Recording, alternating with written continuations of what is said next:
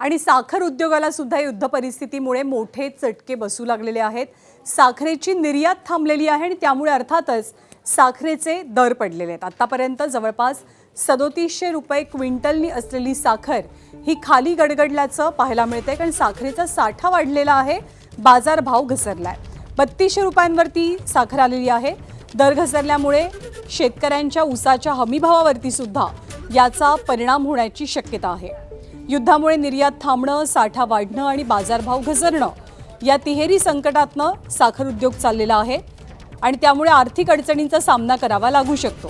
त्यामुळे सरकारनं तातडीनं उपाययोजना कराव्यात अशी मागणी साखर उद्योगाकडनं व्यक्त होतीये। साखरेचे बाजारभाव आता एक्सपोर्ट दिला जो कोटा दिलाय तो एक्सपोर्ट होत नाहीये, त्याच्यामुळे बायर लोक साखर खरेदी करत नाहीये आणि त्यामुळे बाहेर एक्सपोर्ट साखर होत नाही, तर साखर आपल्याकडे जी जास्त झालेली आहे त्याच्यामुळे इथले सुद्धा लोक डोमेस्टिक मार्केटला साखर आता आपली घेत नाहीये। त्यामुळे 3700-3800 रुपयांनी जाणारी साखर आज 3200-3300 रुपयांनी या ठिकाणी विकली जाते।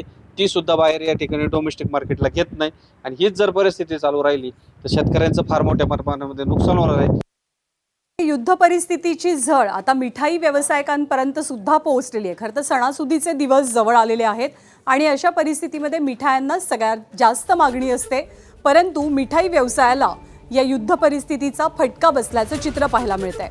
गेल्या 3 दिवसांपासून गॅस सिलेंडरचा पुरवठा बंद झाल्यामुळे मिठाई आणि साखरगाठी तयार करणाऱ्या व्यावसायिकांचं नुकसान होत आहे। साताऱ्याची प्रसिद्ध साखरगाठ परदेशातही जाते, मात्र यंदा गॅसच्या टंचाईमुळे परदेशी ऑर्डर्स पाठवणार नसल्याचं सुद्धा व्यावसायिकांनी सांगितलं।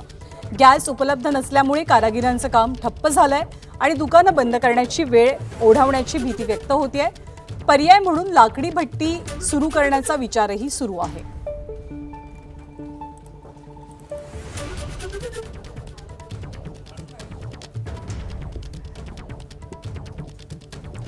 आणि या गॅस टंचाई संदर्भात सरकारनं नेमकी कोणती पावलं आतापर्यंत उचललेली आहेत ती आपण पाहूया। पुरवठ्यावरती लक्ष ठेवण्यासाठी एक समिती स्थापन करण्यात आलेली आहे। जीवनावश्यक वस्तू कायदा सुद्धा लागू झालाय, एस्मा लागू करण्यात आलाय। घरगुती गॅसच्या बुकिंगचा कालावधी वाढवला गेलाय। 21 दिवसांच्या ऐवजी आता 25 दिवसांनंतर बुकिंग करता येत आहे। OTP आणि बायोमेट्रिक व्हेरिफिकेशन सक्तीचं करण्यात आलंय। तर तेल कंपन्यांना LPGचं उत्पादन वाढवण्याचे आदेशही सरकारी पातळीवरनं दिले गेले आहेत। दरम्यान गॅसची कपात कुठे कुठे आहे तर मॅन्युफॅक्चरिंग इंडस्ट्रीमध्ये जवळपास 80% गॅस कपात आहे। फर्टिलायझर कंपन्यांमध्ये 70% कपात, तर ऑइल रिफायनरीमध्ये 65% इतकी। ABP माझा, उघडा डोळे बघा नीट।